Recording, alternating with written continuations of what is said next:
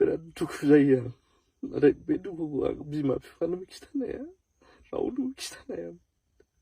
नाथाय दुखु मोनदों दिनै नैबे भिडिअखौ लाबोनो आं गोनां जादों नोंखौ गोबां मानसिया मिनिगोन पार्सनेल प्रब्लेमखौ होनानै लाब गैया नाथाय प्रिति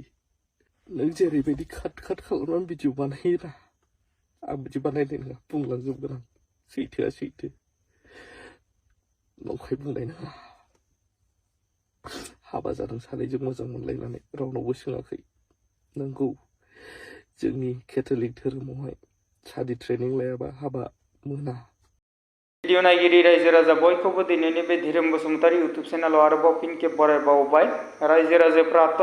टाइटेल एबा थाम्बनेलाव नायनानै एसेबाबो बुजिखाबाय जानांगौ आं सोरनि सायाव सावरायगोन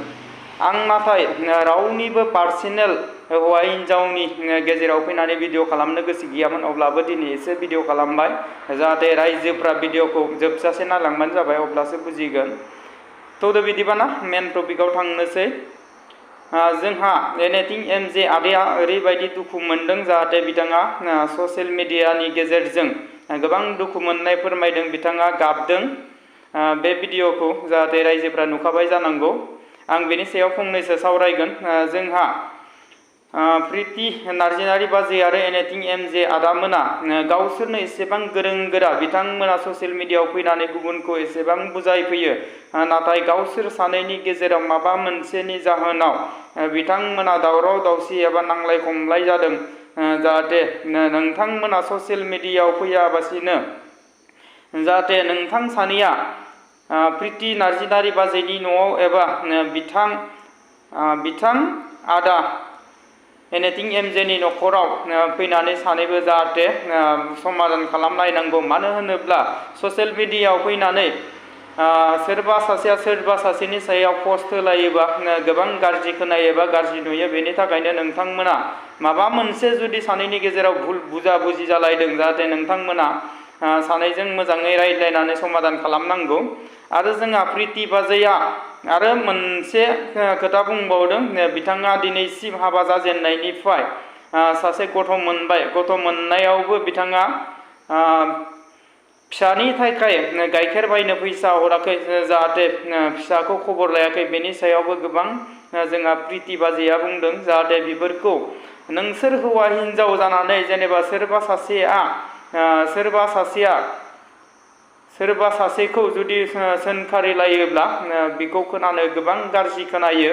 जाहाथे नोंथांमोना सानैजों मानो होनोब्ला गथ'आ हौवा एबा हिन्जावनिल' नङा सानैनिबो गेजेरनिनो जाहाथे नोंथांमोना बेखौ माबा मोनसे जाहोनाव जुदि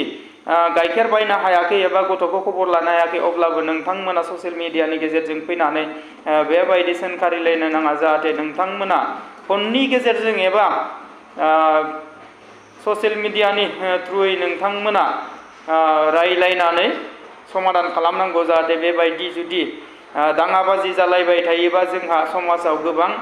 गाज्रि जायो एबा लासिंसिं जायो बेनि थाखायनो नोंथांमोना बेबायदि सोंखारिलायनाय एबा सोरबा सासेखौ पस्ट लिरलायनाय जाहाथे बेफोरखौ खालामनाङा नोंथांमोना दासिमबो सम दं रायजो जानायाव सोबनिबो न'खराव बेबायदि एसे दावराव दावसिया जाखायो नाथाय नोंथांमोना बेखौ गोबां गिदिर मेटार साननानै लानाङा जाहाथे नोंथांमोना दासिमबो सानैनि गेजेराव अनलायनानै एबा गोरोबलायनानै रायजो जाबानो जाबाय रायजो जानायाव बेफोरबायदिया जाखायो जाहाथे बेफोरखौ नोंथांमोना जेबो गाज्रि मोननो नाङा आरो रायजोफोर भिडिअआ गोलाव जाबाय जाहाथे आं भिडिअखौ बारा गोलाव खालामनो साना दिनैनि भिडिअखौ बेखिनियावनो दोनथ'बाय गोजोन्थों।